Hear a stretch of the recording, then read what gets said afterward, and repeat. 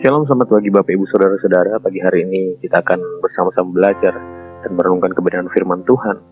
Sebelum kita mulai aktivitas kita, mari kita berdoa. Tuntun kami dengan kuasa-Mu, dengan kebenaran firman-Mu yang mengubahkan dan menguatkan kami untuk kami dapat hidup di dalamnya Tuhan. Agar kami dapat mencerminkan kasih-Mu di dalam kehidupan kami. Sepanjang hari ini kami mau hidup kami dipenuhi dengan kuasa Tuhan. Terima kasih ya Roh Kudus, tuntun kami untuk kami dapat mengenal Engkau lebih dalam lagi.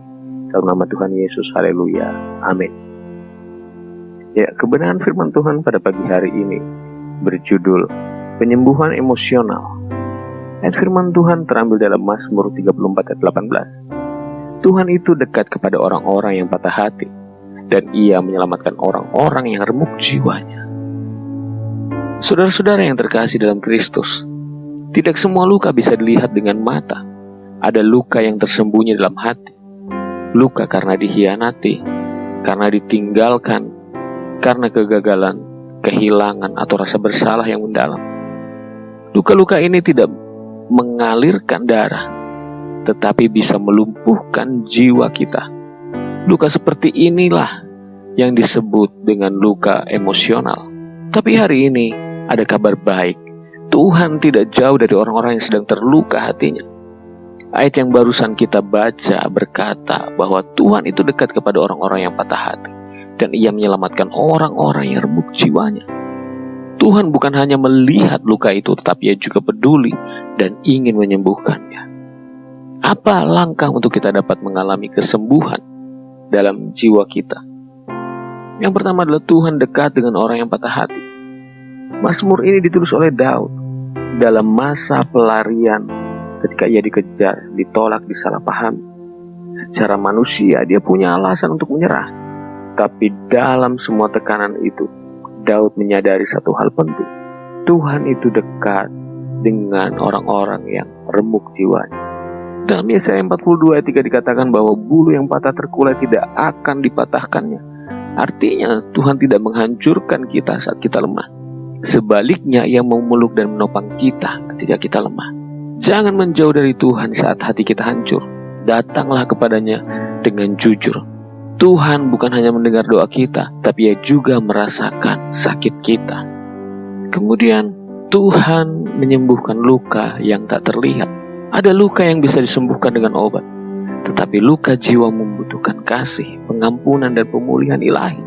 Dunia bisa menawarkan hiburan, pelarian, bahkan kebiasaan buruk yang tampaknya menghilangkan rasa sakit sesaat.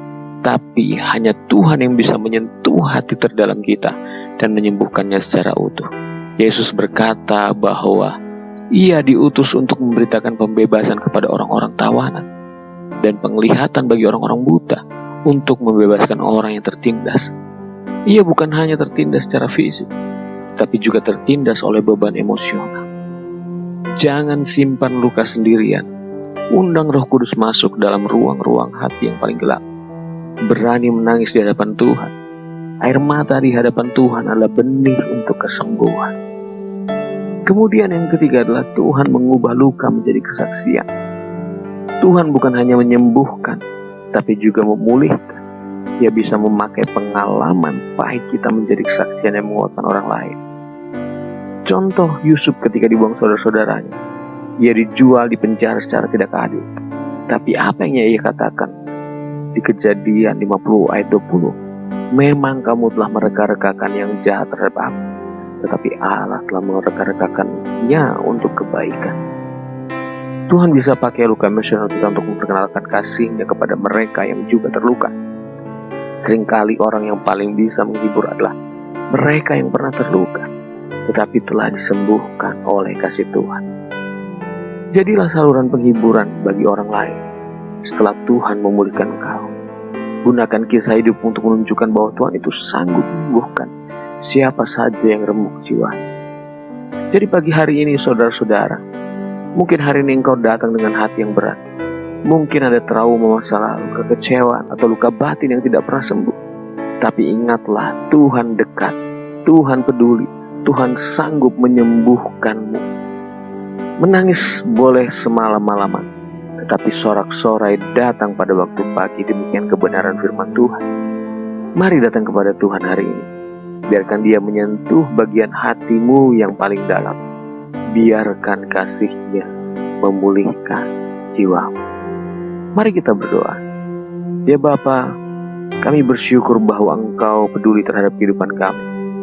Kami yang terluka akibat masa lalu, kekecewaan akibat yang dilakukan oleh orang lain, luka batin yang mungkin belum sembuh, ada hati yang mungkin terasa pedih. Tetapi biarlah Engkau membalut luka hati kami. Engkau sembuhkan kami Tuhan. Kami berserah kepadamu. Dengan segenap hati kami mau hidup kami dipakai untuk kerajaan ya Tuhan. Pulihkan hati kami yang kecewa. Bebaskan hati kami yang berat. Pulihkan hati kami yang pedih Tuhan. Sebab kami percaya hanya Engkau yang sanggup memulihkan. Terima kasih Tuhan untuk kesembuhan ini. Dalam nama Tuhan Yesus kami sudah berdoa. Haleluya. Amin. Terima kasih Tuhan Yesus memberkati.